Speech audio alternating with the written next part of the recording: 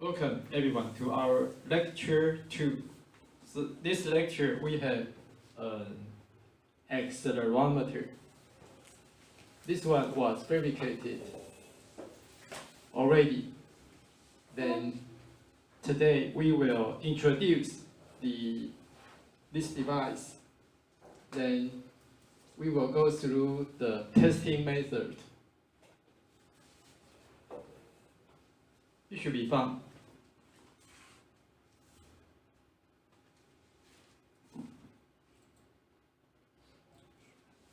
This device was fabricated by U18 MEMS process. This U18 MEMS process, we have 6 metal layers and all the others, the dark green part. So this is silicon wafer, and we have oxide between the metal layers. Then, this is the device after the CMOS MEMS process. Then we use dry etching to remove so we have photoresist. Then we use dry etching to remove the oxide here. Then after that, we use wet etching to remove the silicon here, because they are the protection layer. Then eventually, this part is free to move.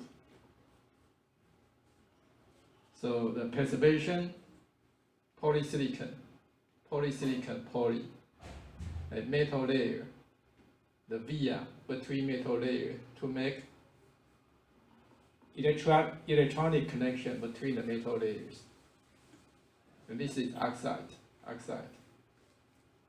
And these are oxides too.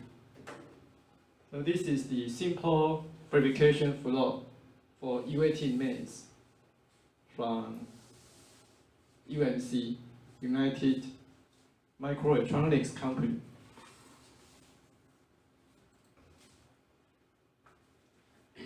And this is the layout of the device.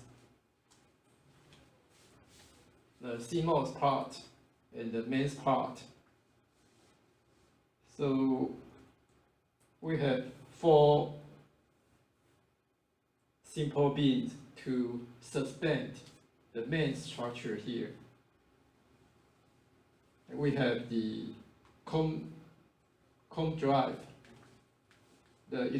to sense the capacitance change of the device.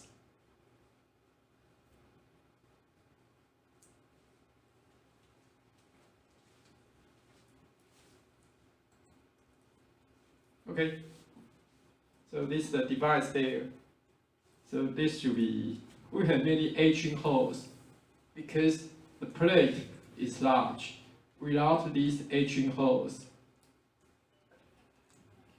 the oxide under this plate cannot be removed. See, if we have a huge plate without the etching holes, then during wet etching, we can only remove the silicon here, or the silicon here. It's impossible to remove the silicon under this huge plate. This is the reason we need to have these etching holes, like all the holes on the plate, in order to remove the silicon here. So this is the cross-sectional view. This is the top view.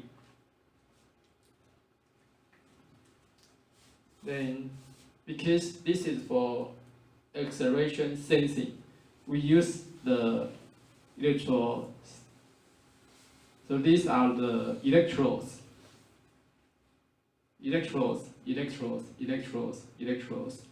to measure the capacitance change.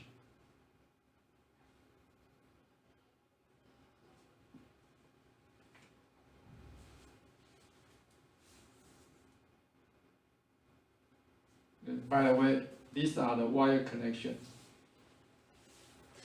So this one, and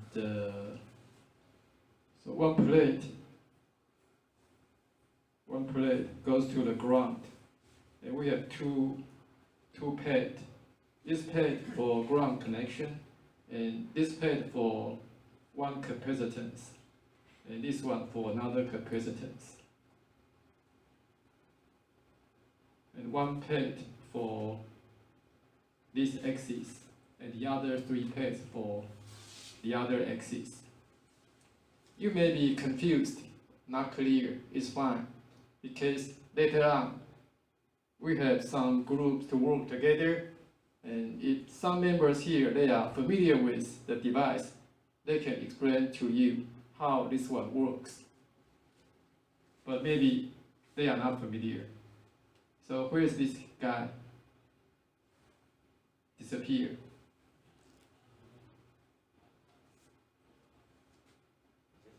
He just left.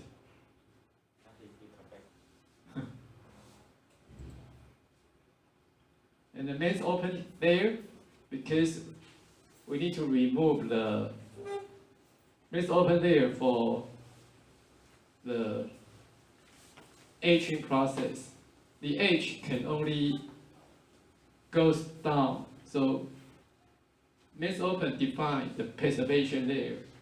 Without MEMS open, the other places are covered by preservation layer, and this MEMS open defines this opening.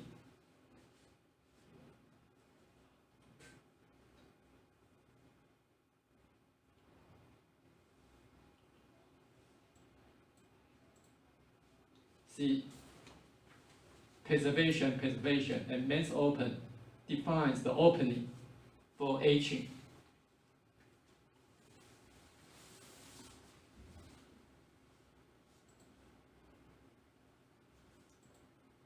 Okay, MEMS open there.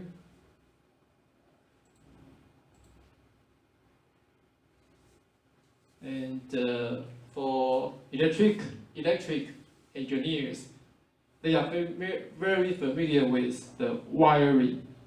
But for mechanical engineers, usually some of them, or maybe mechanical engineers are not familiar with the wiring connection. So it's better for electrical engineers and mechanical engineers to work together to check the layout, to make sure this connectivity test can work. So see the ground pad and one capacitance and the other capacitance.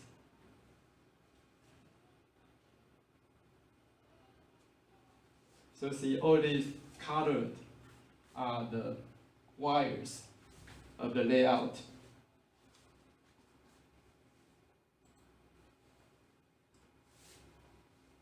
Then, so this device was packaged on like for this PCB. So this one is the package connection. So we have all the pad definitions.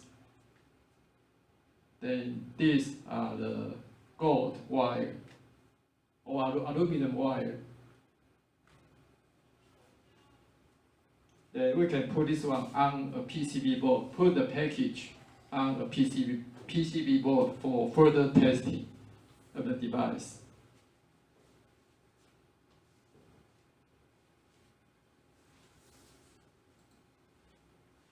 Okay, then first we will discuss the mechanical modeling of the device.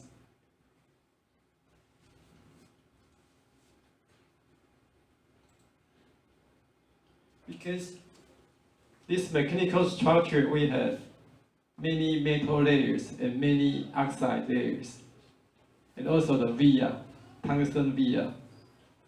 Then the material is complicated because it's not only metal, we also have oxide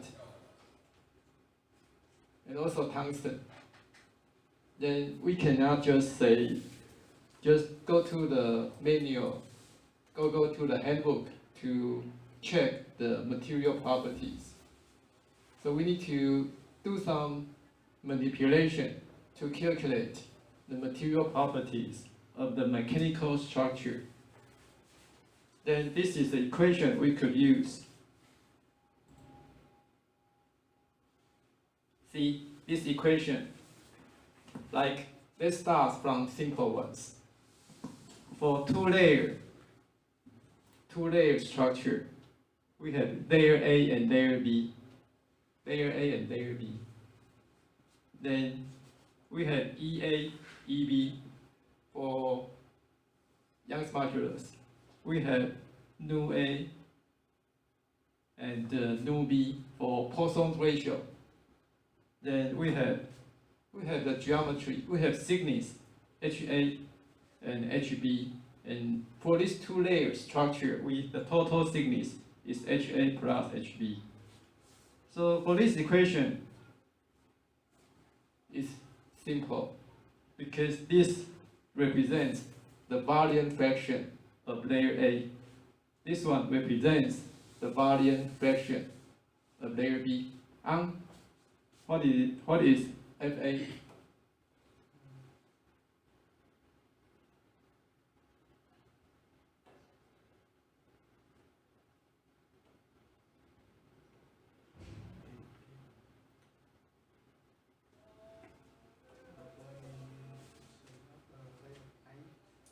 Kyler, what is FA?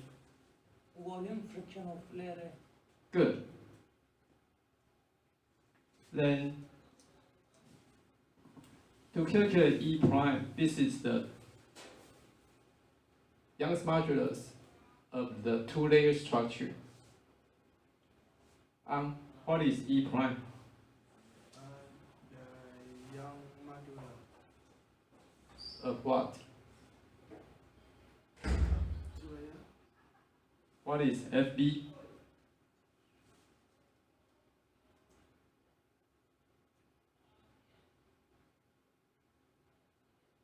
Master, what is FB?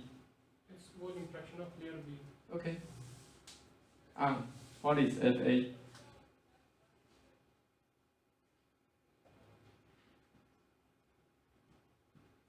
Interesting.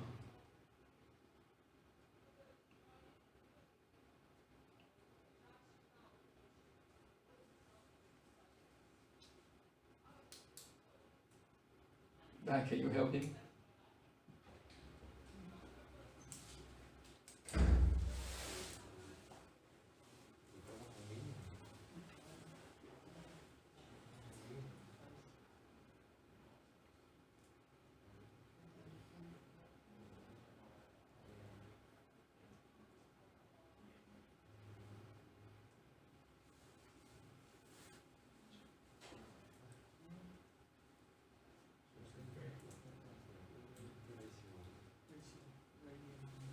Then see, we can use this equation. We have EA, EB, FA, FB, nu A, nu B.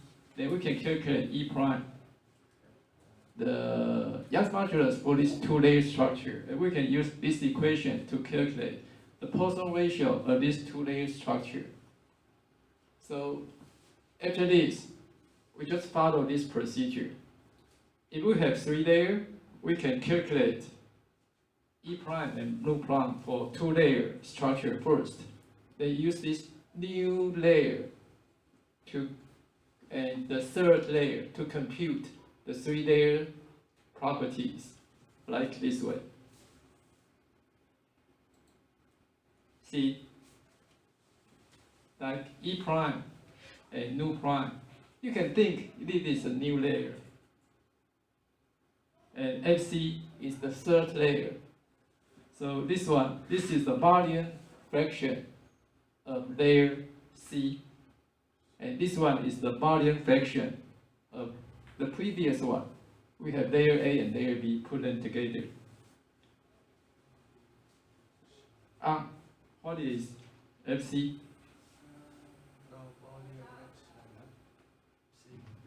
Okay, so now we can use this equation and this one to calculate the new Young's modulus and Poisson ratio for this 3-layer structure. You just keep going. Even we have 10 layers, 11 layers, 12 layers, doesn't matter. You can keep doing this to get the material properties for the structure with multiple layers. Okay, then I got this.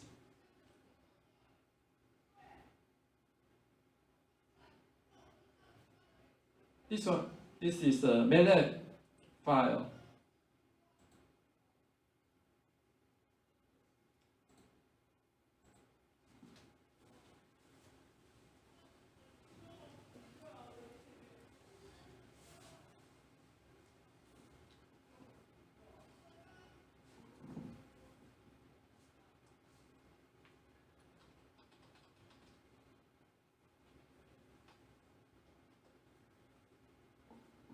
I want to increase the font size.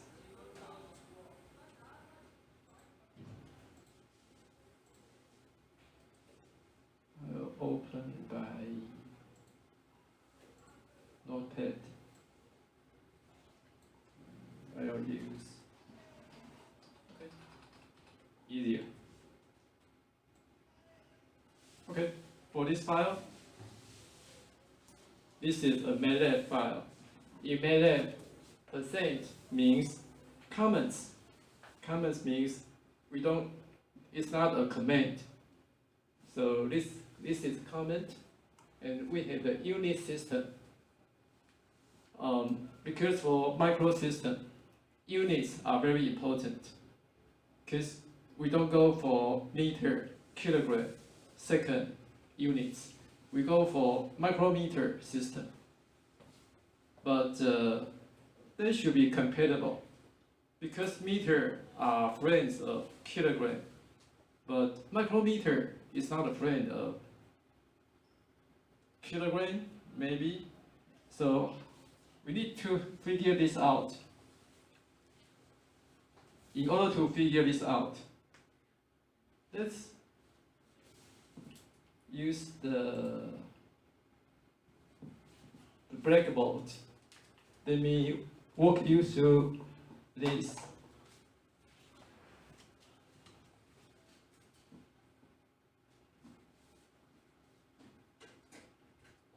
Monitor on.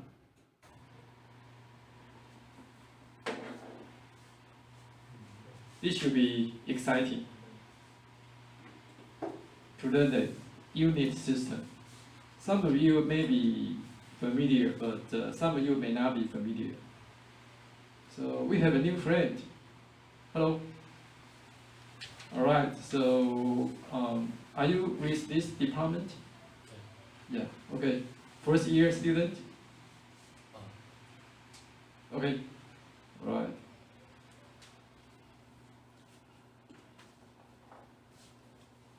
Unit system.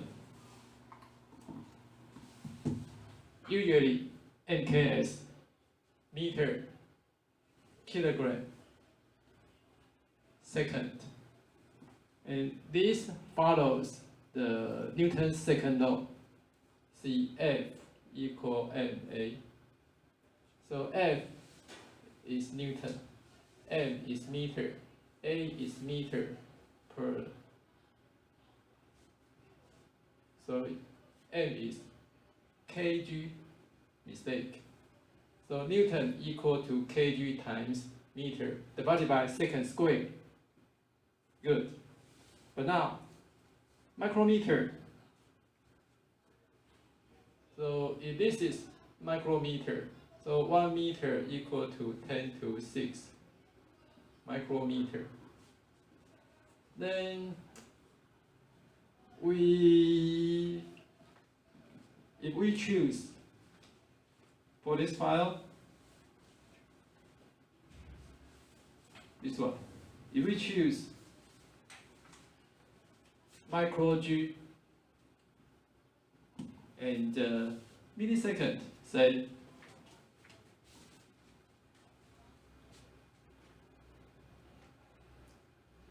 meter. And we choose millisecond. So 1 second equal to 10 to third millisecond. Then we have square.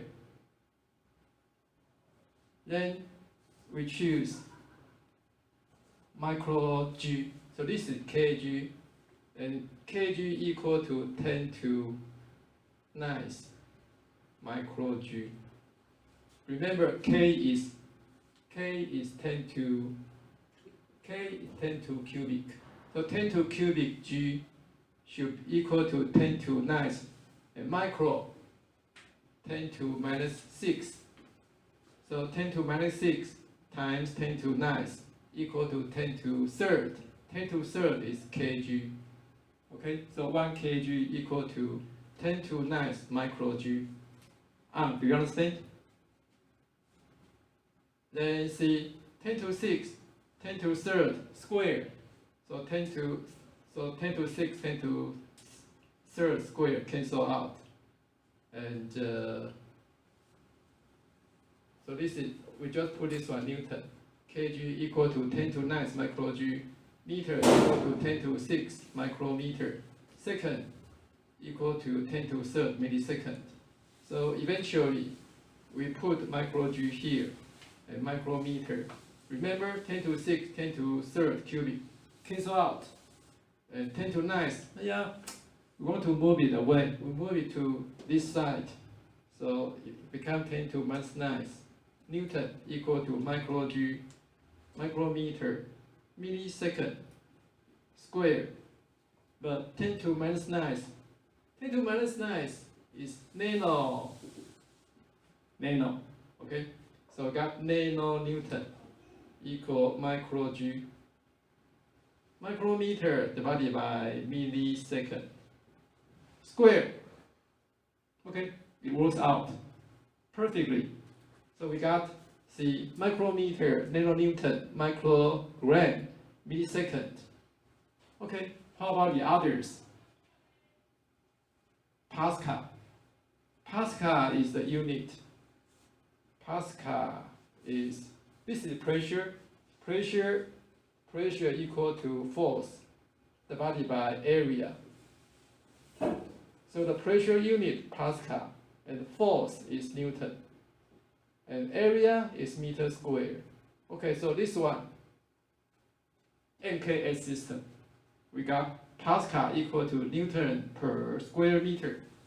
But remember, now we change Newton to nanonewton. So we need to write 1 Newton equal to 10 to 9 nanonewton. A meter now is micrometer. So 1 meter equal to 10 to 6 micrometer. Then, so this is Pascal. So now we have 10 to 9, 10 to 6, and 9, 6 cancel out. We have third. Oh, okay, square, right. Thank you. Right. So 10 to 6 square, we have 10 to 12. 10 to 12, 10 to 9. So we have 10 to third left in the denominator. Okay, the denominator 10 to third, we move to the other side. So we get 10 to third Pascal equal, say, nanonewton. And micrometer square. So 10 to third Pascal equal to K pa nanonewton micrometer square. It works out this way. That's why we have kilopa here. Now, for electrical unit.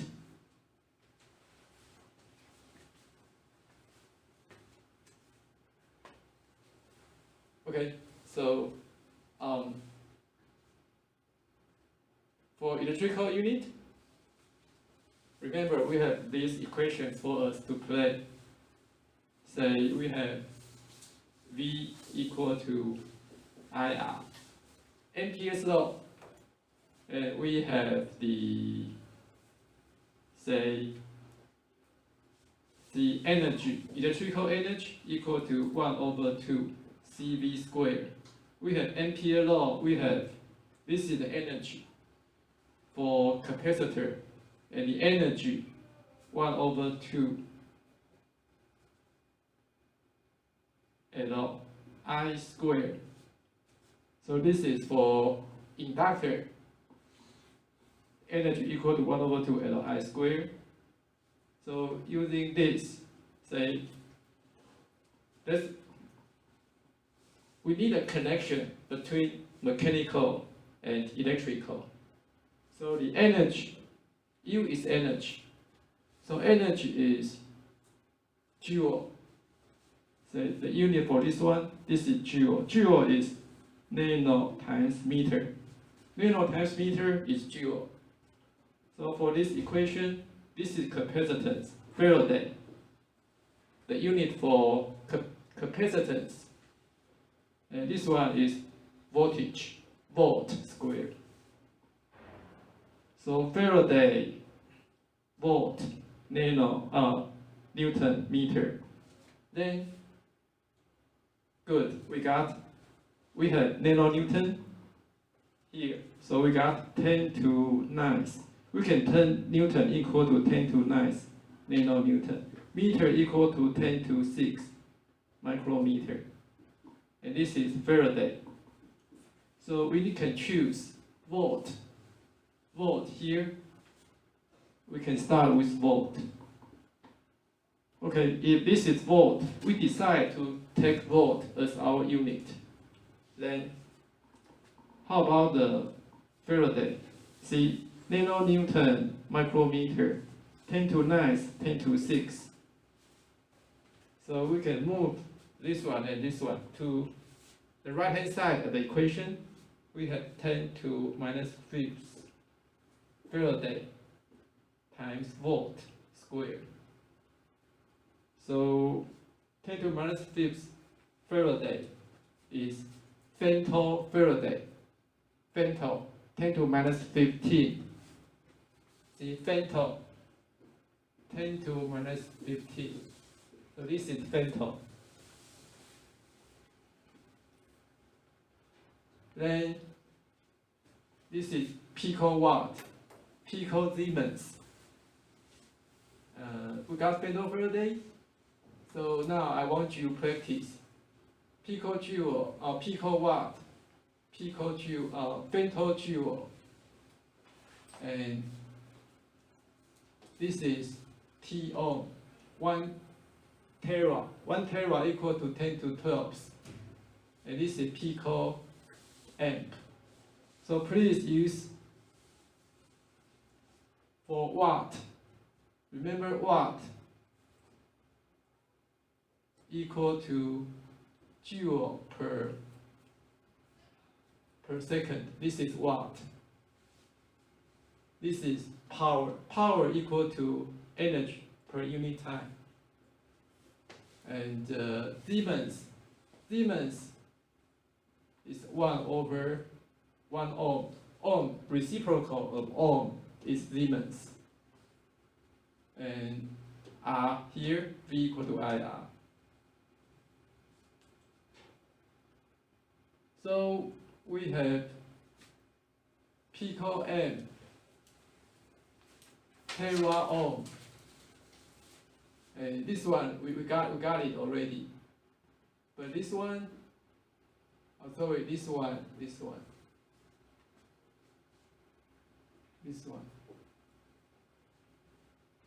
So I give you assignment to do on the class. If you select pico amp, please use all these equations to derive tera ohm, pico Siemens, femtojoule, and picowatt.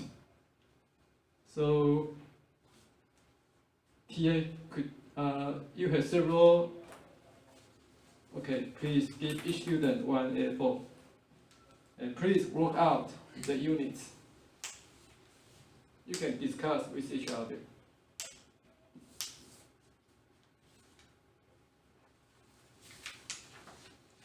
Yeah, just okay. Yeah, give everyone one A4 and put your name and your student ID, and please derive the other units for our unit system. You could discuss with each other.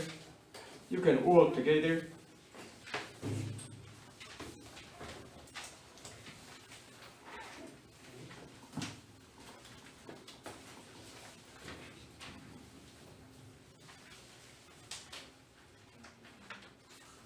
And please camera off. Be careful.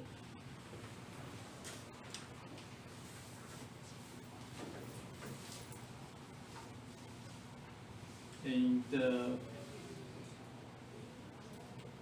so these lines define the thickness for each layer we used in this simulation.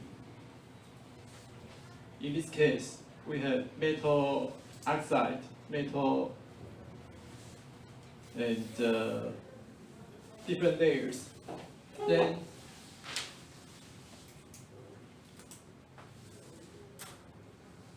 so use this file, we can calculate.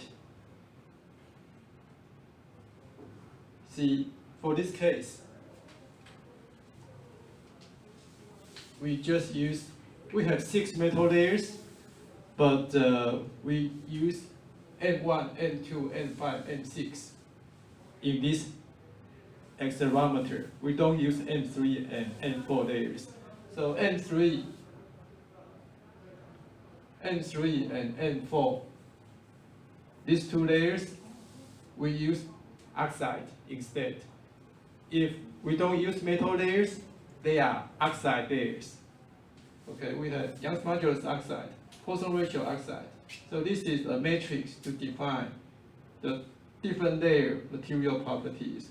So yeah, for some metal layers, we have aluminum, metal 1, metal 2, metal 5, metal 6. We have aluminum, Young's modulus, aluminum, Poisson ratio. For the others, STI layer and polysilicon. We don't use polysilicon, so for all the layers, if you don't use if you don't use metal, they are oxide. Okay, this is the material definition matrix. So if you just use STI and metal 6, but now I use the comment, means they are not executable. So here, this is executable. Then define the material. Then for all the other lines, it's just the loop to calculate the multi-layer material properties. You can go to MEMS Lec manual to learn this by yourself. This course is not a MEMS Lec course, so we won't teach you the MEMS Lec commands. You can go to figure this out by yourself. Okay, we run this, and eventually, this file will give us the equivalent Young's modulus, and the equivalent Poisson ratio, and equivalent density. Okay, so this is the purpose of this file. The MEMS Lec file, this one. Okay, so we are pretty good. So see, this is the MEMS Lec file we used, and the material properties from TSRI. So TSRI will provide us the material properties for aluminum metal layers, oxide, polysilicon, and so column 1, row 1, row 2, row 3 are the material properties provided by TSRI. And this one, we use this MEMS Lec file to calculate for our case, metal 1, metal 2, metal 5, metal 6, no oxide, no polysilicon. So this is the material properties we got using this MEMS Lec file. If you have problems, you really have problems with this MEMS Lec file, maybe you could go to ask the TA. TA should be able to help you with the MEMS Lec files.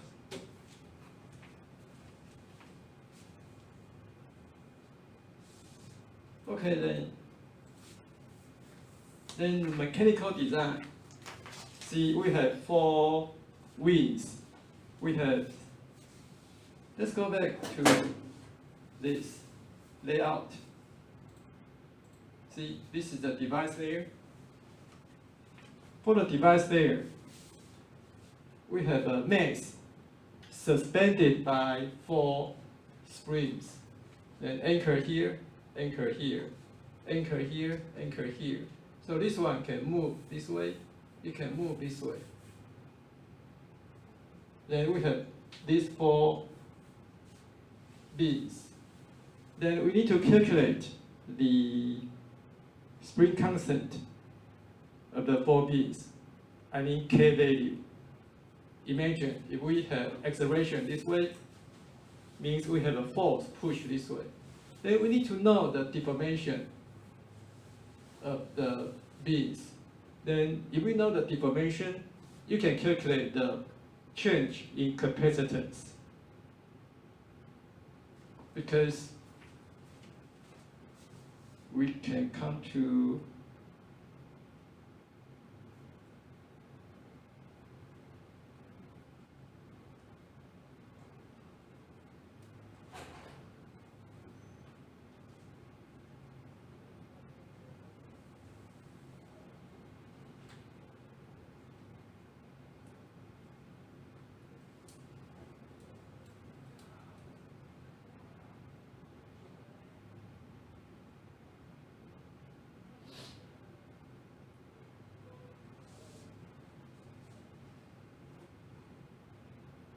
see the slide.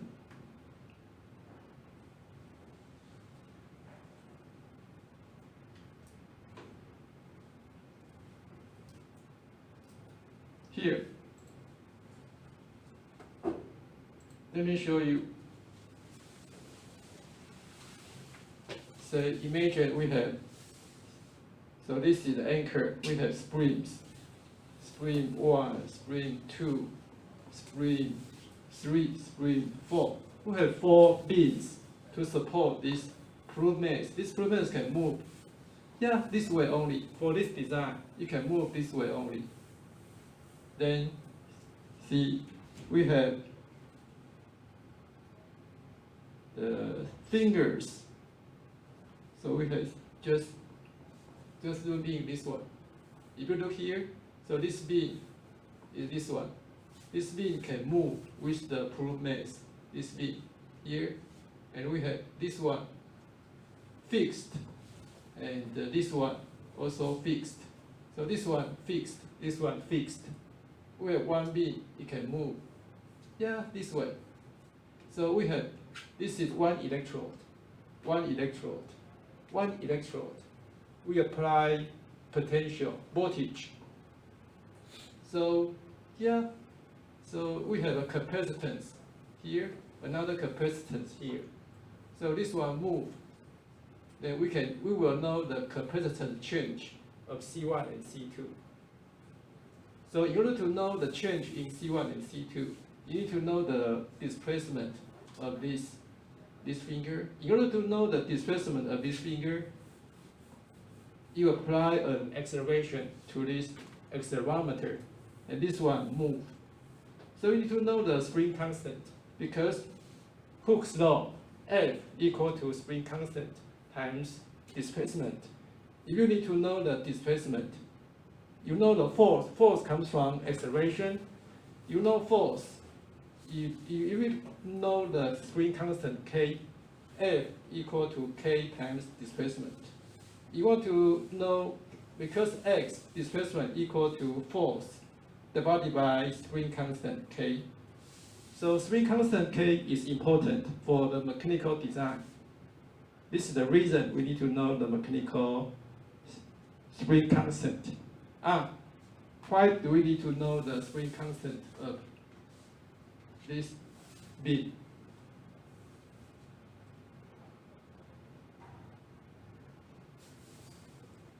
Why?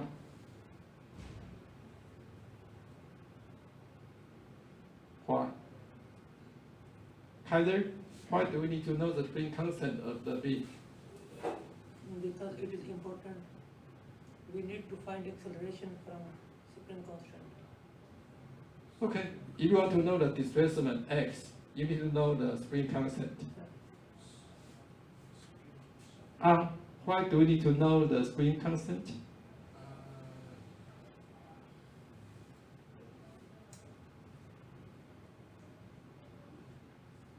You got a lot to learn.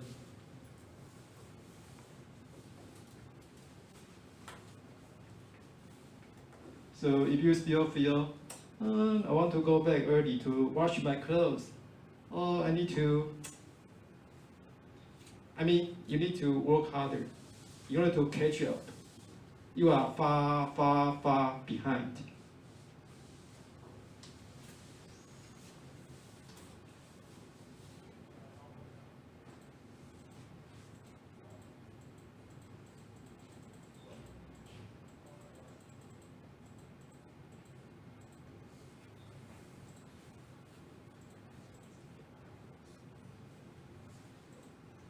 Okay, so see, we have 4BB. Looks like this way. Looks like this. And one end fixed, the other end free to move. So the other end is attached to the mass, the big mass here. So we need to know the spring constant of this structure. So say L1 and L2, we have angle alpha, angle alpha, angle alpha. We can use finite element analysis, ANSYS, abacus, whatever.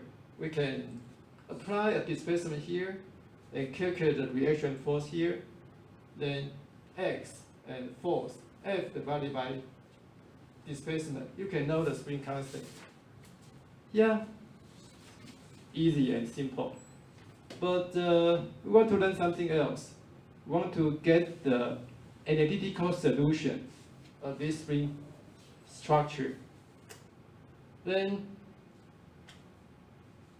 we will use a method called beam constraint model. Okay, for this model,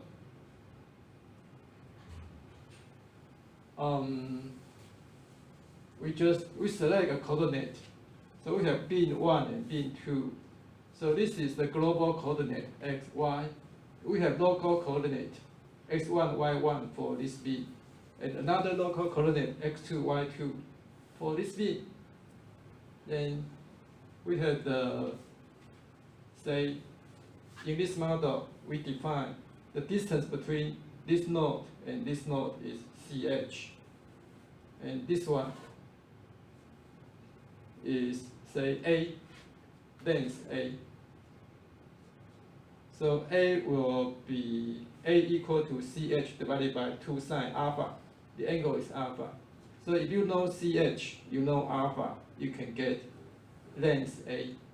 So we give ch 200 micron, and T11 is the thickness of this L1B.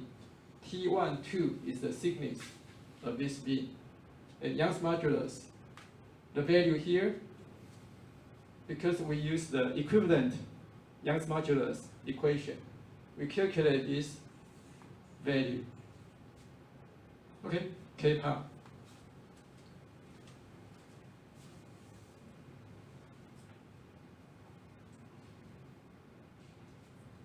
And the other requirement is we want to have the same spring constant in x direction and y direction. If you want to play with this, you can just manually adjust the parameters. But we don't do that. We want to use optimization design to get the spring constant in x direction and y direction nearly equal to each other. We want to use optimization to do that. So let's see. We use the beam constraint model. So here L1 and L2, we have the original shape here. This is original, and we apply a displacement delta in y direction. This is y direction, x direction. So in y direction, so this one, the dashed lines represent the deformed shape of the device. So we have Lx, Lx here, and Ly. See, Lx is the distance from this one to this one, the distance in x direction, and Ly is the distance in y direction.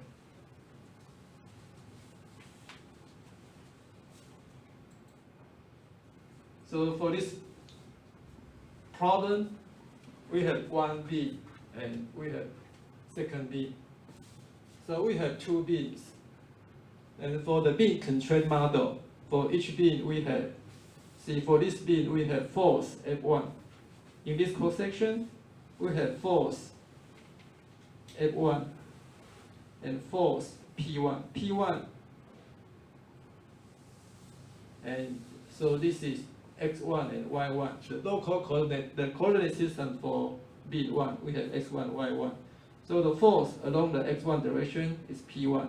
The force along y1 direction is F1. And we have angle alpha 1. Alpha 1 is the deformation angle. So this one, the deformed angle. So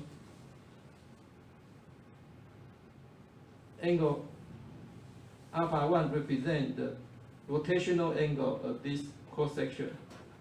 The rotation is alpha 1.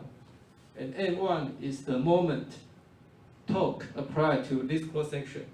So we have, and also we have delta x1. Delta x1 is the displacement in x direction.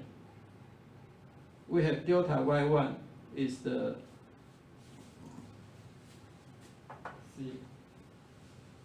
delta x1. So this cross section move to this leg. This point move to this point, and the displacement in along x direction is delta x1, and the displacement along the y1 direction is delta y1. So this point move to this point. So we have delta x1, delta y1. So for each beam, we have M1, P1, M1, three variables. Delta x1, delta y1, alpha 1, another three variables. So we have 6 variables for beam 1, and another 6 variables for this beam. Deformed, original shape and deformed shape, we move here. So yeah, the same, we have the local coordinate system, x2, y2 for beam 2. So we have P2, we have F2, and we have M2. So M2 this way. See, this is x, y, and z direction. So moment direction in this way, M2. And the displacement, this point move to this point. Yeah, we have delta x. We have delta y along this direction, delta x along this direction, delta x and delta y, and alpha 2. Originally, alpha here, and the new cross section, we have alpha 2. So we have another 6 variables. So variables, we have 6 times 2. Total, we have 12 variables to solve. So we need 12 equations. Then we have beam constraint equations. For each beam, we have 3 beam constraint equations. For each beam, we have 3 equilibrium equations. So 2 beams, so we have 6 BCM equations. And sorry, for equilibrium, we only have 1, because for beam 1 and beam 2, we have equilibrium at the common point between beam 1 and beam 2. So we only have 1 equilibrium. And for geometric constraints, because this one move here, we have geometric constraints in X direction and in Y direction, and the rotational angle. If you are not familiar with this, it's okay. It's not a problem. Don't worry. So we have 3 constraint equations. So 12 variables, 6 plus 3 plus 3. We have 6 equations. Then this problem can be solved.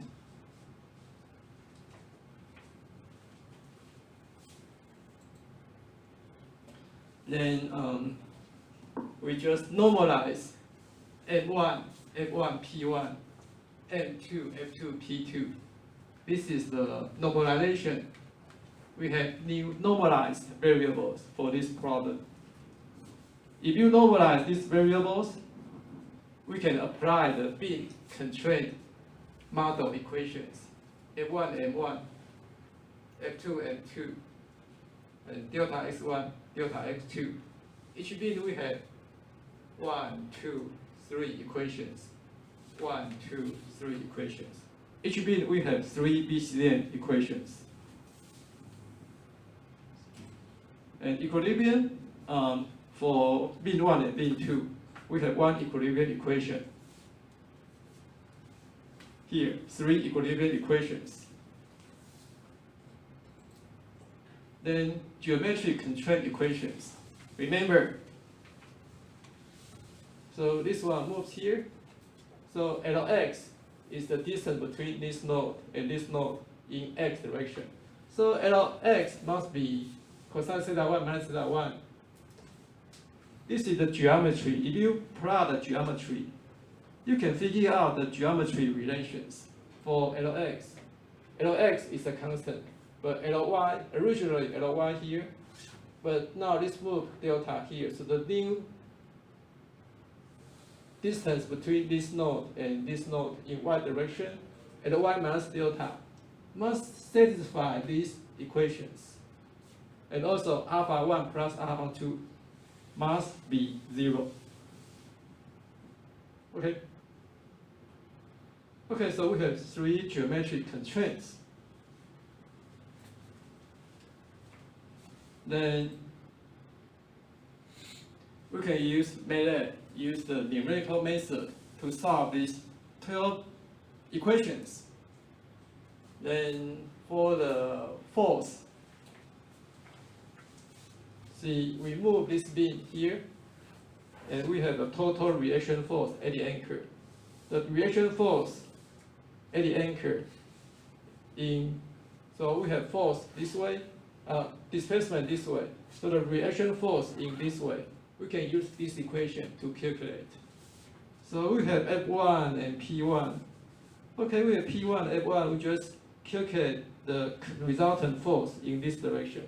So this is the equation to calculate the resultant force in this direction, because this one, F1, P1 are normalized. So we need to multiply by this normalization factor to get the real F, unnormalized F. Okay, so for the numerical solution, you specify delta, then use all the equations you can calculate F. Then you specify another delta, you can get another F. So you just keep going like this. You can get the F delta curve for this B. Okay. And we calculate the spring constant in X direction and calculate spring constant in Y direction. If they are not equal, we change the parameters. Then we run the simulation. We just keep running. We use optimization in MEMS Lec to reach our goal, Kx equal to Ky. Then we get the design. And the code is this one, optimization SA.M. So if you are interested, see, this is the optimization code. You can run OPTI SA.M. this is the code to run. And use the simulated annealing method. You can go to MEMS Lec and learn those optimization, but this is not the purpose of this class. But I put all the code here. So this is the BCM code. The BCM function. For in y direction, we can run the BCM to get spring constant in y direction. And for x direction, we run the BCM again to get the spring constant in x direction. Get the spring constant. And the goal is to, for kx divided by ky divided by kx minus 1, for this value to go to 0. If this target value go to 0, means kx and ky should be equal. Happy. And this is a BCM equation. Okay. See, we normalize the variable n1, n1, p1, delta x1, delta y1, delta x1, alpha 1, and m2, f2, p2, delta y2, delta x2, alpha 2. So we have 3 BCM equations for bin 1. Another 3 equations for bin 2, BCM equations. We have 1 equilibrium equation between bin 1 and bin 2. We have 3 geometry constraints. So total we have 12 equations. So this is the BCM equations. In x direction, and we have BCM equations for KYP. So we just run this. And if you want to learn the detail of bin constraint model, Lai is a good person. Could raise your hand. So Lai, he knows all the detail about this bin constraint model. If you want to learn more, he can help you. But we are not going there.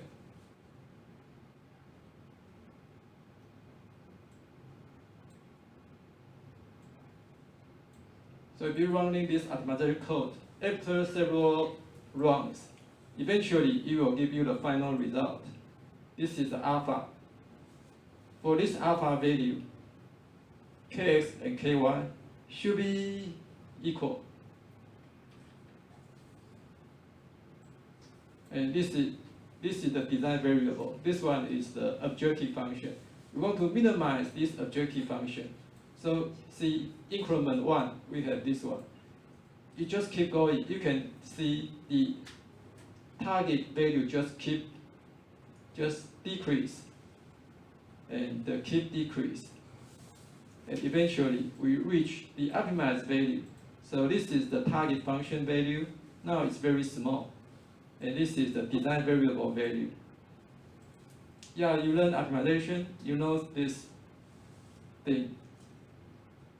And to run this, I'll demonstrate how to run this. So we can create, if you see, and we use temp, and we can copy these files, copy and place to this directory. And this is the result, we just delete this result. And for this MEMS Lec file, we can run MEMS Lec, see MEMS Lec. Okay, MEMS Lec here, and this one.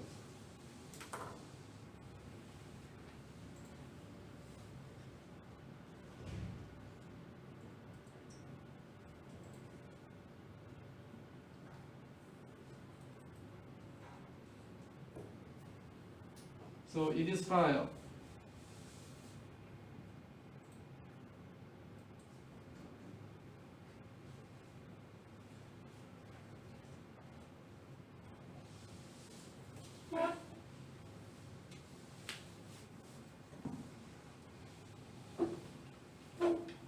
see in this file we have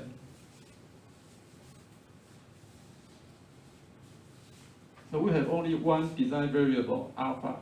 So this is the initial value of alpha angle. And this is the lower limit, 20. This is upper limit for this design variable.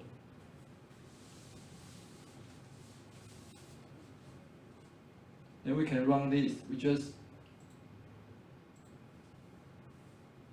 activate automatically use the internet. Next. No?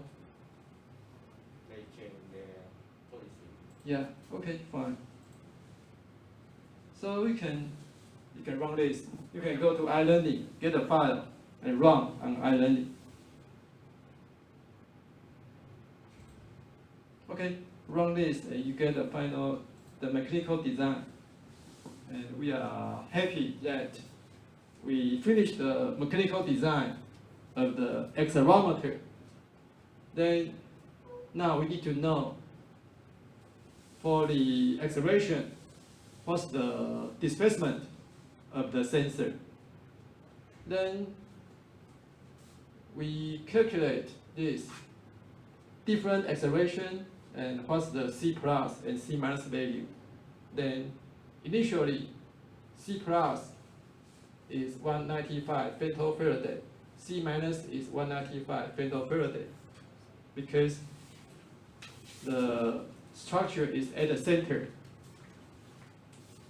The moving structure is at the center of the device. Which page we are? At the beginning.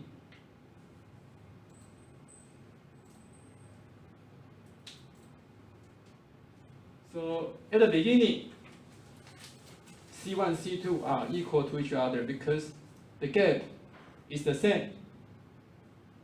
So C1 is 195 femtofaraday, C2 is 195 femtofaraday.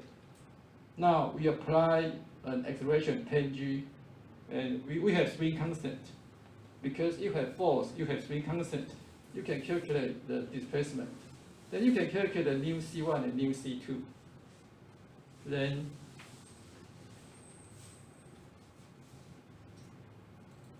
we have the file here. CAPI.n is the equation we used to calculate the displacement.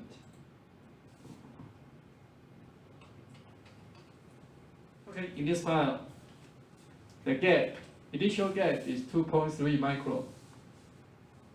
And the number of fingers, we have 82 numbers, and the overlap, 70 micron. And the permittivity of the free space of the air. Then on the thickness for each layer, and what is overlap length.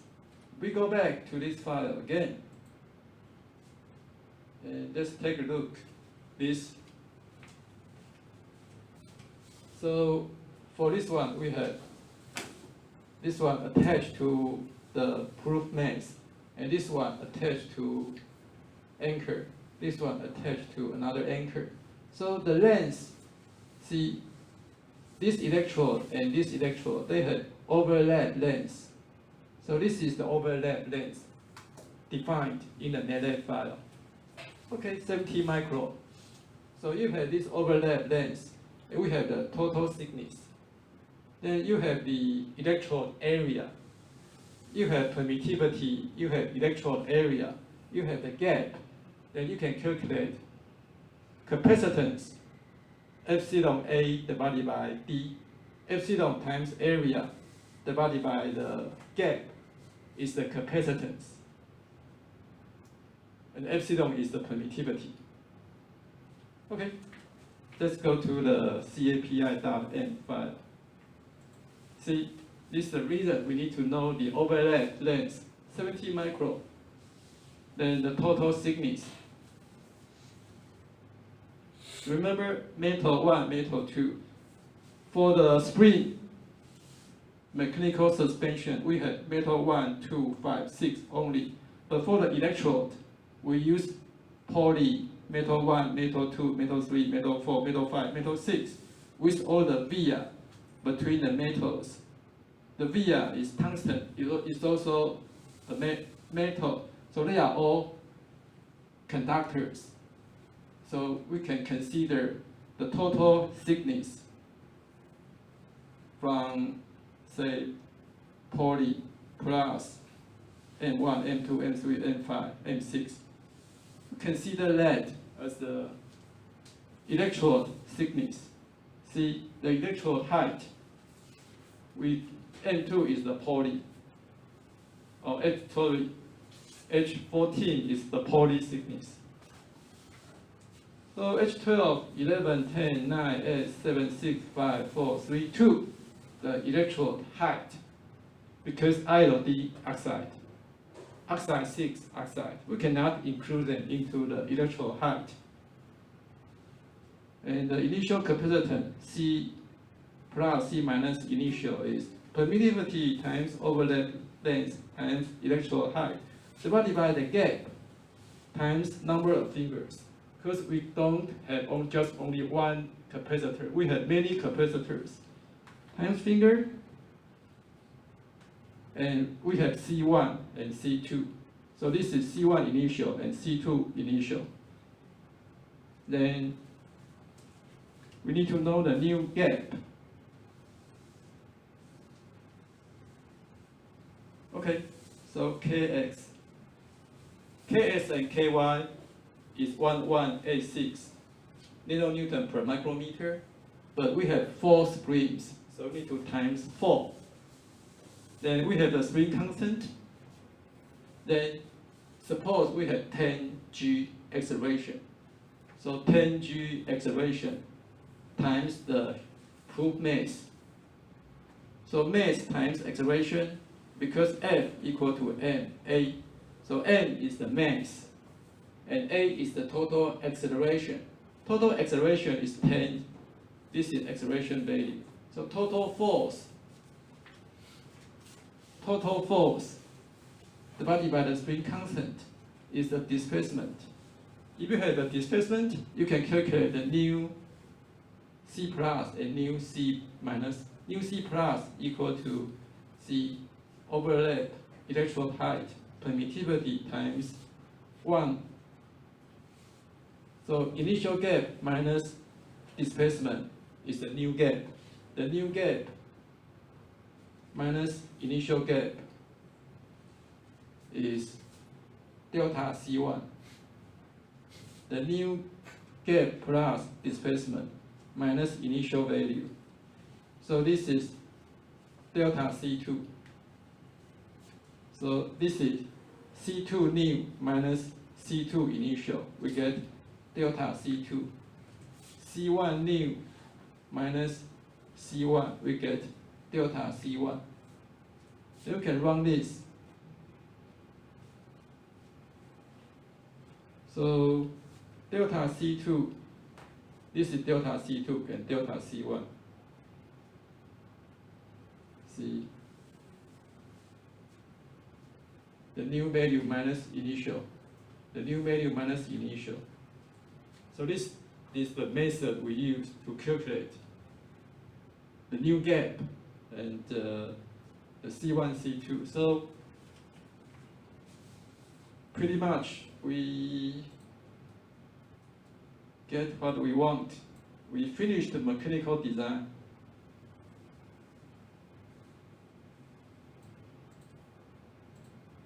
Here.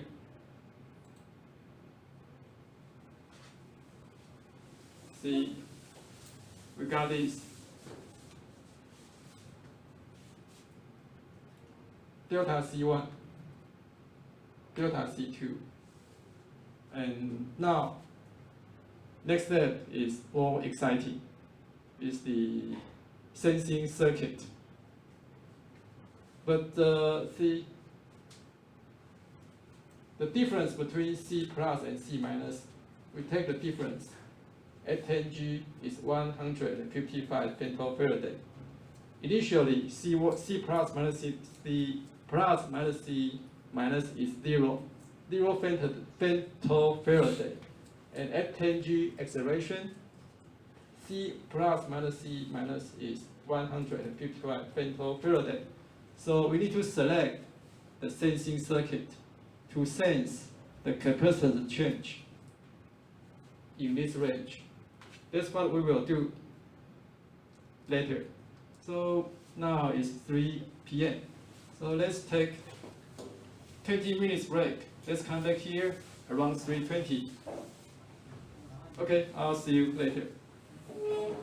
Hugh, could you turn off the camera?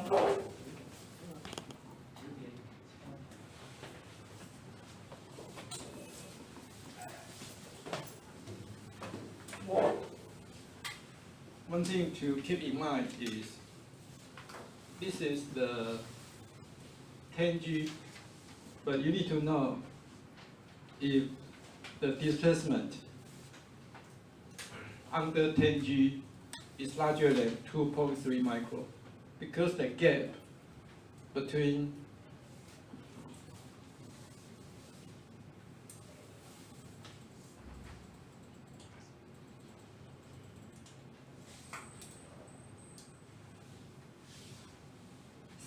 but the gap between this one and this one is 2.3 micron.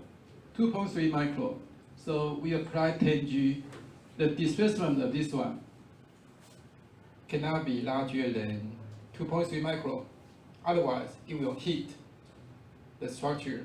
Then your accelerometer is gone. So for our design, we better design it. Maybe displacement is 1.5, maybe, because something will happen, we don't know. Material properties, structure dimensions, and the residual stress inside the structure. There are many possibilities to go wrong. So it's better to have your safety factor, maybe 2 at least. So 2.3 micron divided by safety factor 2. So the displacement might be 1.15 micron at most to keep safe.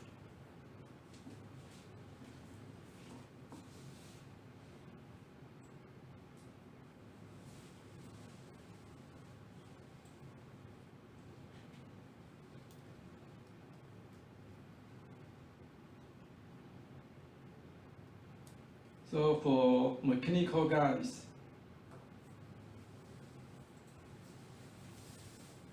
this CAPI.M. So for this file, equivalent new no poly incline bending.m.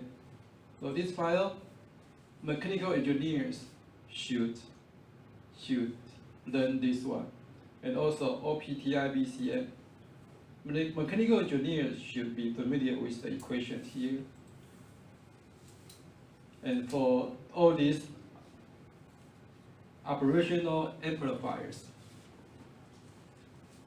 all these and their circuits, electrical engineers should be very good at.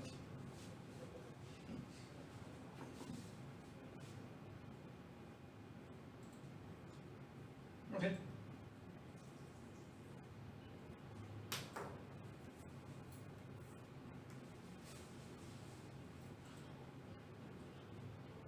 So,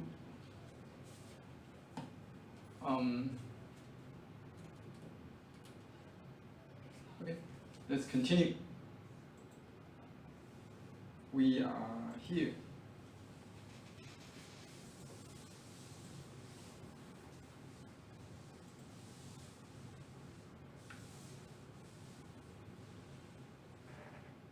So, next Tuesday, and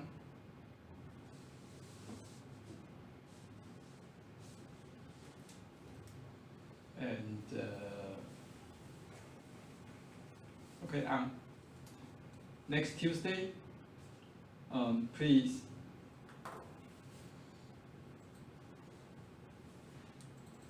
you need to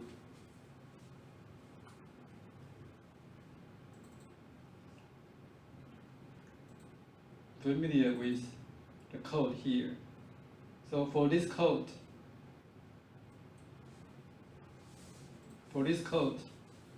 after the optimization, we got the optimum alpha value. The optimum alpha. So we run 4 cases. In y direction, we have positive y and negative y to get the spring constant in positive y and negative y, and in positive x and negative x. So we run 4 cases. So on next Tuesday, you need to report this to the class, and your teacher right there, your teacher can help you. So you can prepare, you can run this and prepare PPT report next Tuesday.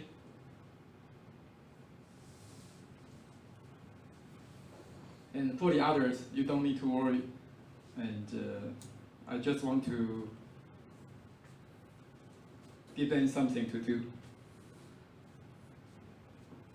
Okay, remember? So can you repeat what I would like you to do next Tuesday?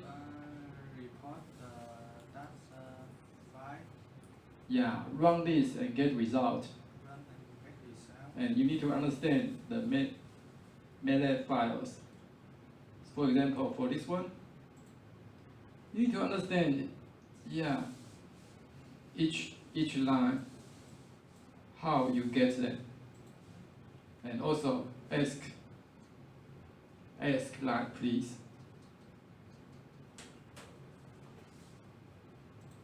Wait.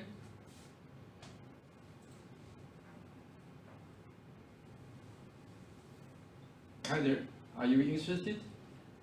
Yeah, you are? Yeah.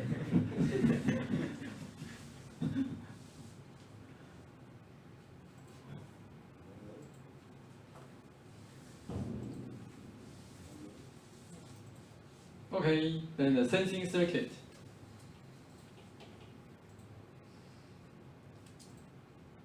Okay, so C1 and C2 power supply. Then this is the op amp, an amplifier to get your output. So yeah, we have R and C, the feedback R, feedback C. Then we use AD8065. This one. Then V out. So this is capacitance input, voltage output. Kaiser, could you read this? Use an instrument amplifier to sense the change of capacitance. The inputs of instrument OP are connected to 2 variable capacitors. Here. The Okay. 2 capacitors are connected to sine wave voltage sources. Sine wave with certain frequency. Because if this is DC, then there's no output at all. Because this is, if DC power supply, then we have infinite resistance here, so nothing will happen. So we need to have AC signal. It's 100 kHz in this case.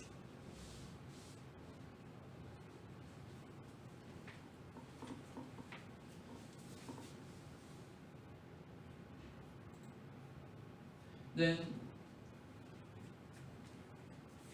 if you see this IC, you need to know what's going on with this IC.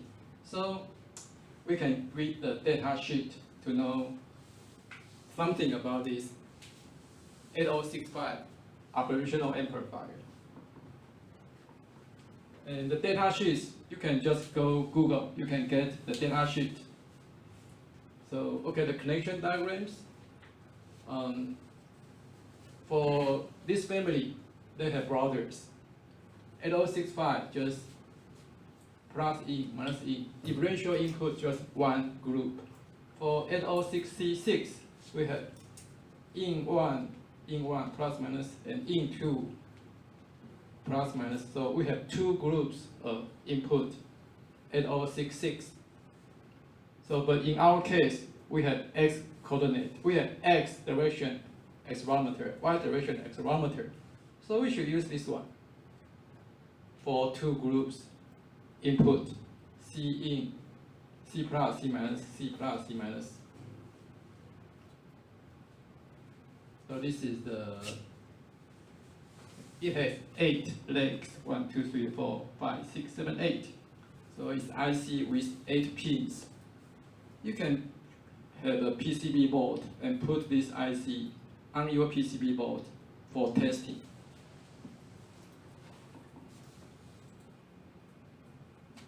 Then the bandwidth is important because we operate, we say 100 kHz with the power supply.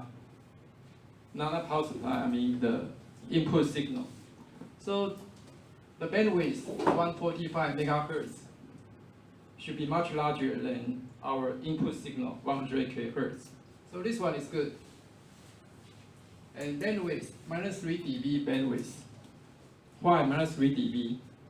Because let's go to the body plot or the frequency response.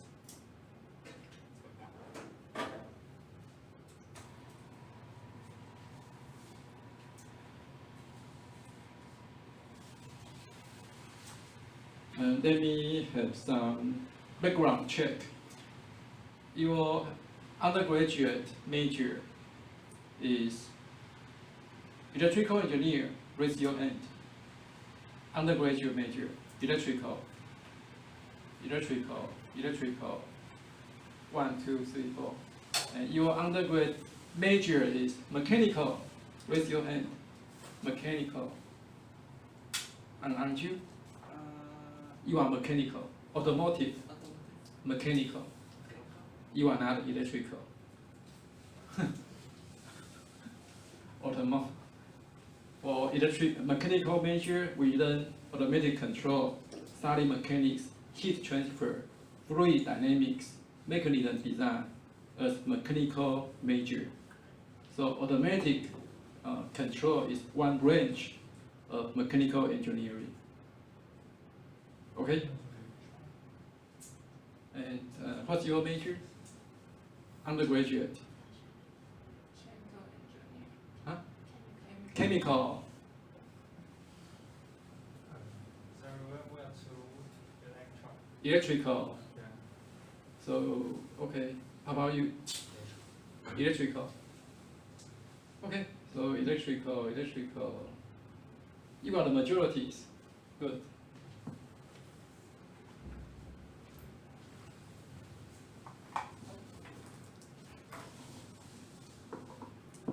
Say we have this. We have forward transfer function, and we have feedback to this. So we have X input and Y is the output. So Y divided by X is the X is the H1 plus K H. So this is the transfer function. Then the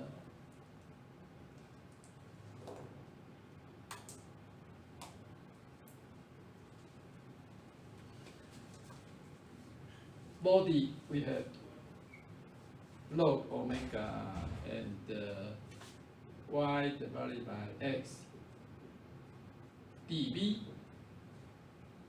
So we have dB Y divided by X as the Y coordinate. We have log omega, the frequency input signal. So this input X is a sinusoidal input with frequency omega. Then the output also a sinusoidal with frequency omega. Then if you plot this one, suppose this is a one pole system. Yeah, the output looks like this. So this is pole 1. And the phase y divided by x. The phase angle, so this is minus 45 degree, minus 90 degree, and this is 0. So at this pole, it's here, and 10 omega p1 is almost minus 90, 0.1 omega p1, almost 0. Okay, this is the phase. Then 1.145 megahertz, the bandwidth. Yeah, you can say here. So this is the bandwidth, 145 megahertz. So below 145 megahertz, the output and input. So we have a gain. So this gain is, yeah, pretty much good. But if you operate higher than this frequency, the gain is going to drop a lot. Then we have here, so this is dB scale. So this is DC gain. And at this pole frequency, yeah, we take 3 dB. So 3 dB around the pole here. So that's the reason we say we take this frequency, and at this point, and compared to DC gain, it's around 3 dB. So we take 3 dB. Minus 3 dB means DC minus 3 dB. We take this point as the bandwidth. Okay? So what is minus 3 dB bandwidth? 3 dB minus because we take the omega p3 up for 145 megahertz. Okay.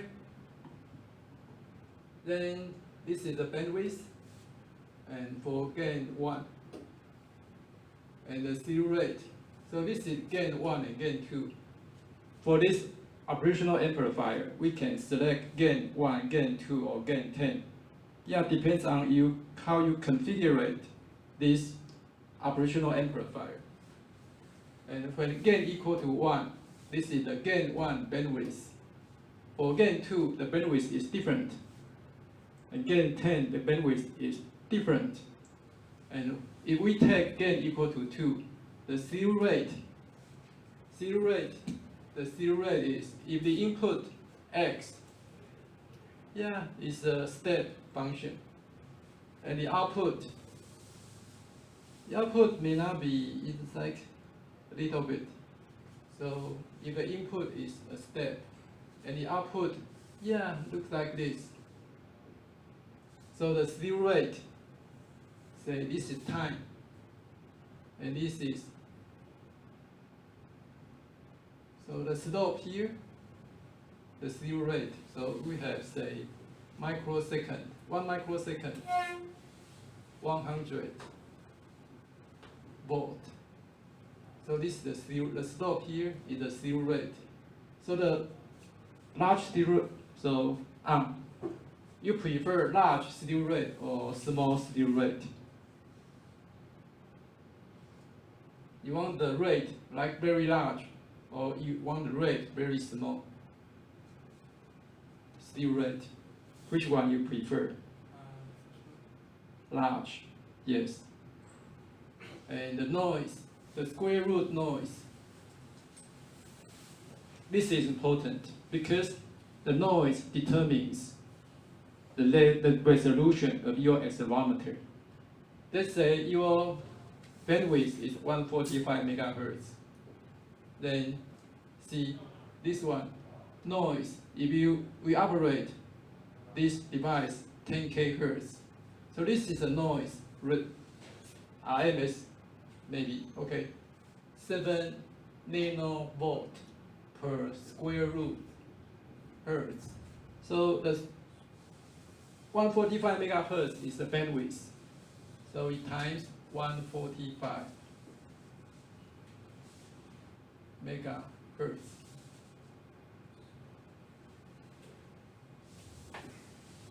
Square root So 145 mega is the square, the bandwidth. Then this is the noise level, noise times this square root bandwidth. So hertz. So hertz cancel out. And 145 e to 6, you take the square root, it's around 1, 2, and e to cubic square root, and times 7. So it's 84 e to cubic nanovolt. So it's 84 microvolt. So this is the noise. So if your output is, your system output Y is 84 microvolt, then your result is not reliable, because this might be the noise. Your noise level is 84 microvolt. If your result is 84 microvolt, then it could be noise, right? So this is important. So this is the voltage case. Any problem so far?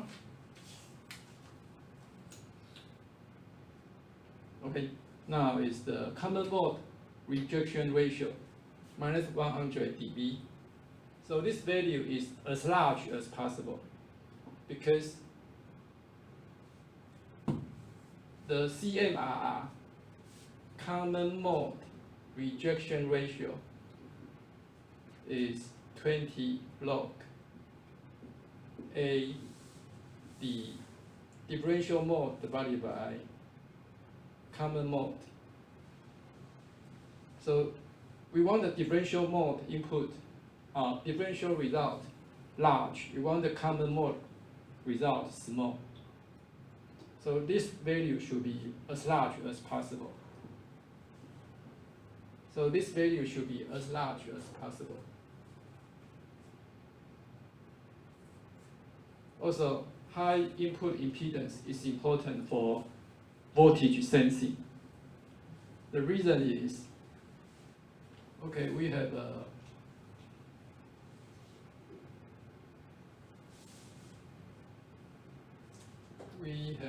like, so we have some, okay, let's see.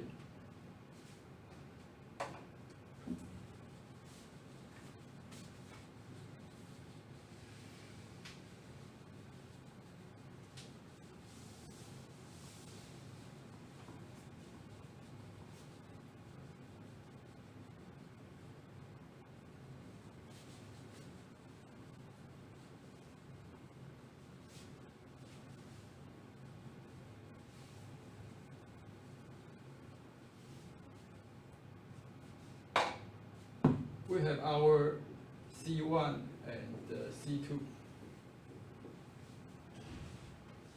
So you want to know the C1 minus C2. This is the differential value. So for this amplifier, we want to amplify the differential mode.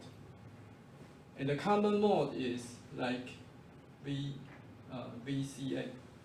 The common mode is, say, C1 plus C2 divided by 2, for example.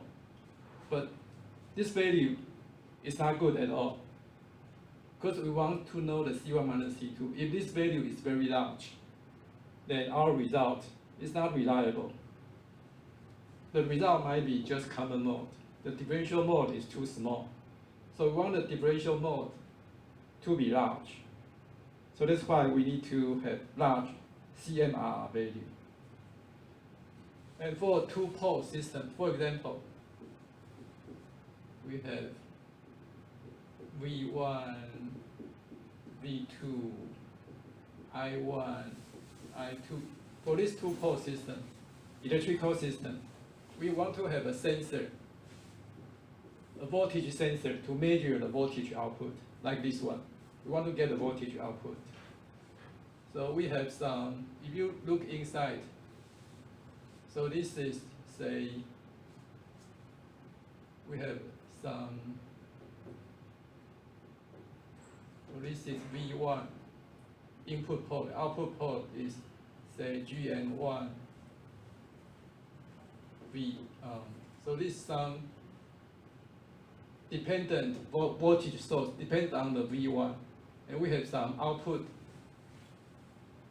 or output resistance for this output voltage source. And for this this is a voltmeter to measure the voltage output.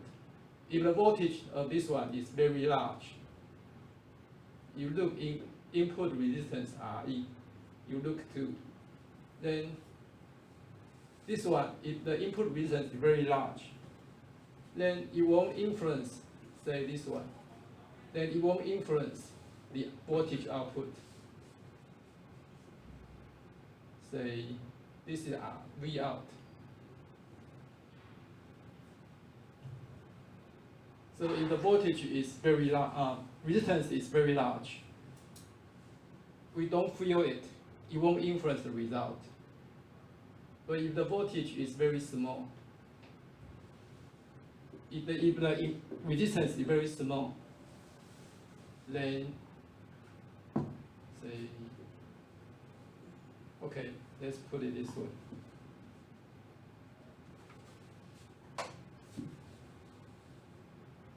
So this is a sensor to sense the voltage. And we should do parallel compare. So the voltage, this one is the same as the voltage, this one. Okay? To sense the voltage. And if the R value is very large, then it won't influence the circuit here. You will just take the voltage output. But if the resistance is small, then it will load. Some current may go here. It will change the voltage output of this two-pole system. So we want the Rin very large. So that's why for this, you need to have very, very high input impedance to sense the voltage output.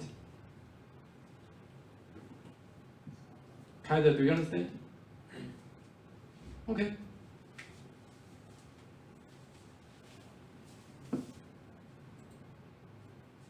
And this is the body plot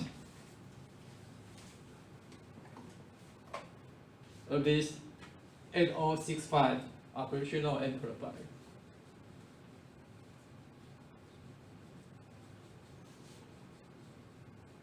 See, for different gain settings, we have different frequency response.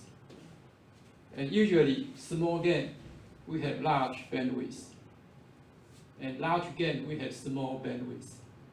Yeah, gain times bandwidth. This kind of constant value. If you increase the gain, your bandwidth will be smaller. So this is important.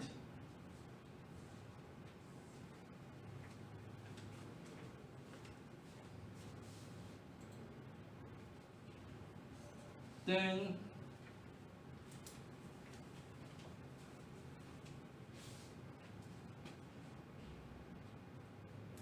we will use LT spice to simulate this circuit and to plot this frequency response for gain equal to 1 and VO equal to 200 millivolt peak to peak, the output, and the supply voltage.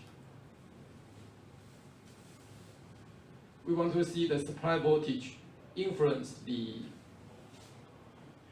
frequency response curve. Supply voltage 12, supply voltage 5. Then, so next Tuesday, I want Argan to, so before the class, you need to create this LT spice circuit, then run the simulation to get the gain frequency result, and show your LT spice model, circuit model to everyone, and demonstrate how you do this simulation. Okay, so he will show you the spice simulation. Probably he can teach you how to do this. Okay, So you will be the teacher. So An will present the BCM model. So you will teach them the BCM, and Agan will teach them the SPICE model. It should be fun. I'm excited. I cannot wait. Look forward to your performance. Okay, so any question today? Okay, we have 10 more minutes. Let's have some more read. Okay, then the test circuit. And this is the almost similar result. So for figure 9, I will assign Kaiser. So figure 8 is Agan and figure 9. So you need to run the SPICE simulation and get this result and report to everyone. It also shows the supply voltage source DC will influence this result here. So this is large signal frequency.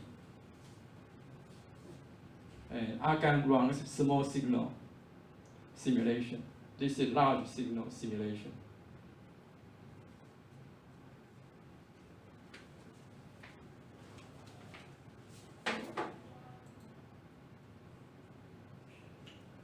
And this is step response, the transient response.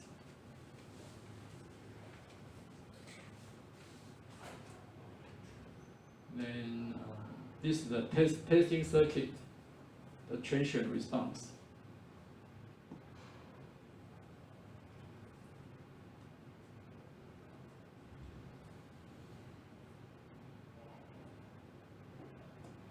Okay, so see the input this one. See, we have the step input. At t equals 0 here, we input step function, and this is the output response. You see some ripple, the unstable oscillation. So this is, it takes some time to settle down. Okay.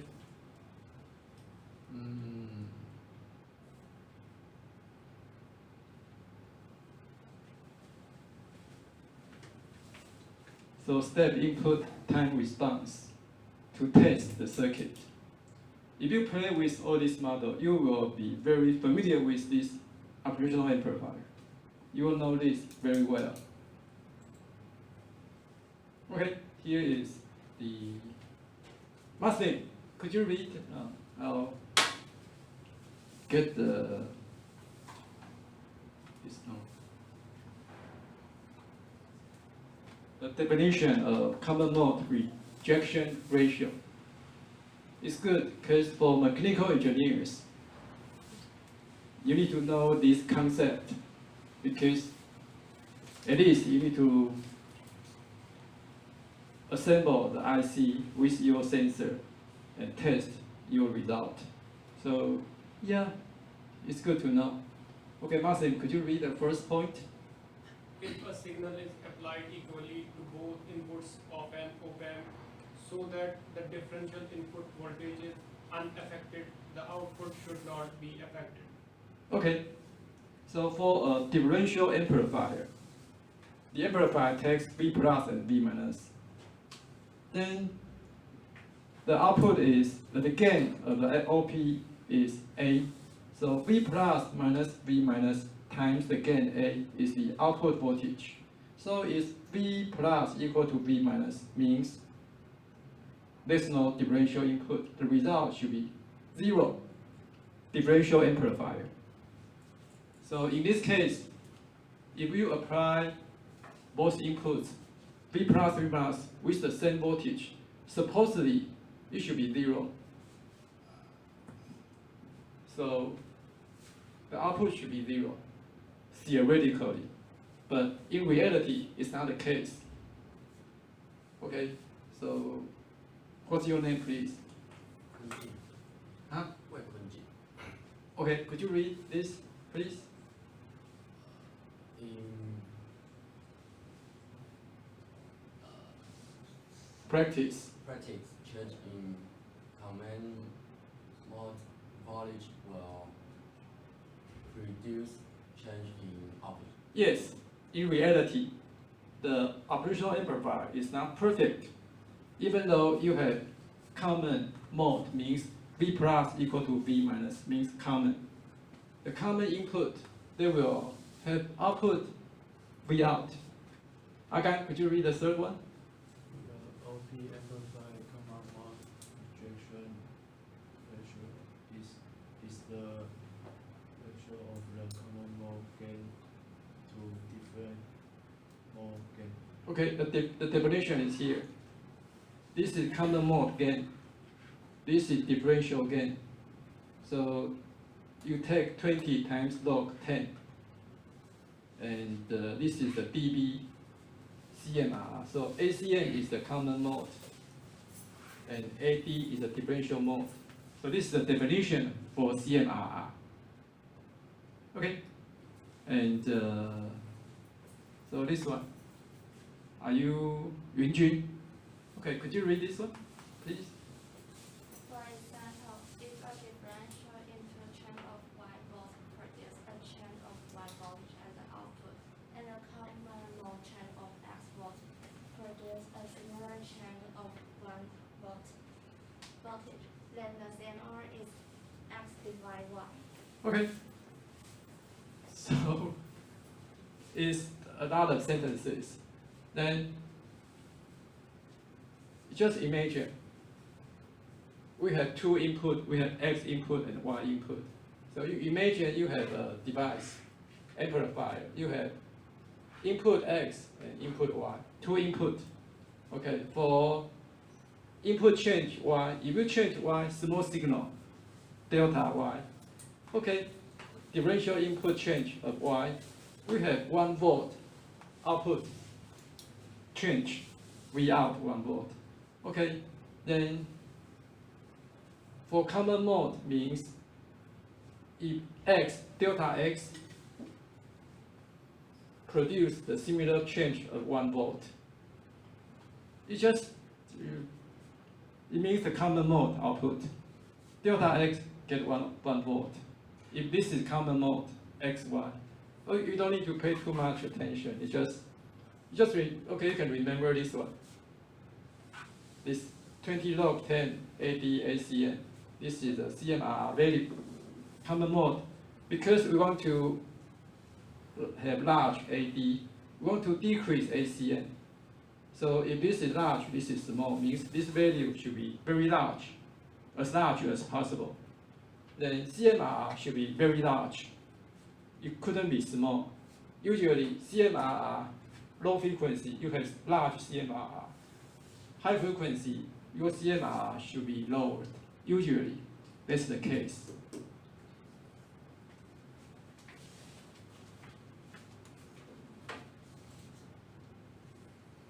And Hugh, could you read this?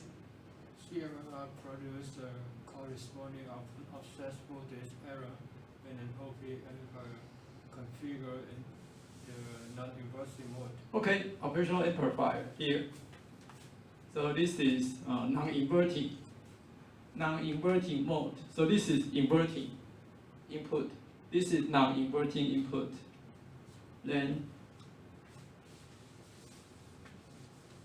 so this is ground. This is V out. We have feedback R2 and R1. So this is the feedback by voltage divider. Feedback. So V out times R1 plus R2. R1 over R1 plus R2 is the voltage signal here. And this is V in CM. So you can calculate this one. So V in and let's derive this one. And CMR is a common mode. Then V in divided by this one.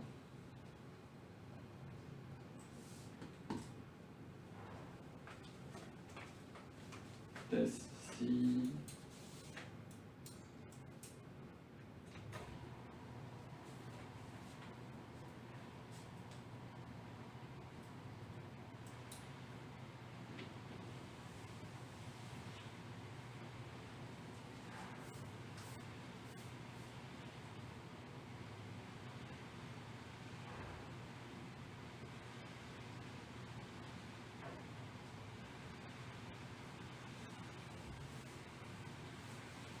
Okay, suppose this is VE and this one is V out times R1 plus R2. R1, this is voltage R1, R2. So you get voltage here, and the gain is A. So V out equal to VE minus VO R1 divided by R1 plus R2 times A. A is the gain, equal to V out. VO, so we can V in equal to, remove this one over VO divided by A plus VO times R1, R1 plus R2.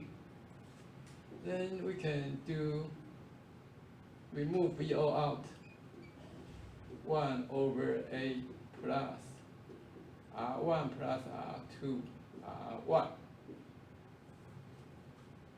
Then V out equal, so this one is V in, 1 over A plus R1, R1 plus R2. So we can do VE 1 over A plus. So divided by R1, the denominator and numerator divided by R1, 1 plus R2 divided by R1. So here, 1 plus R2 divided by R1. So this term, we times this one, and this one. We can get the result to VE times 1 plus R2 R1, and here is 1 plus R2 R1 divided by A plus 1, because times this parameter here in the denominator and denominator. So this one we have 1, and this one divided by A times 1 over A. Okay, so compare this one with this one. See, you have this one, you have this one. And so we can move this one. So we have V in here. You just move V in out. V in out. You get 1 plus 1 over C M R. Okay. So, sorry, I will figure this out. Because V in divided by CMR, remember CMR is the differential AB divided by A common. So, okay, I'll continue this, next week. So, remember, argon, Kaiser, and next week, at the beginning, present your result. That's all for today. I'll see you next Tuesday.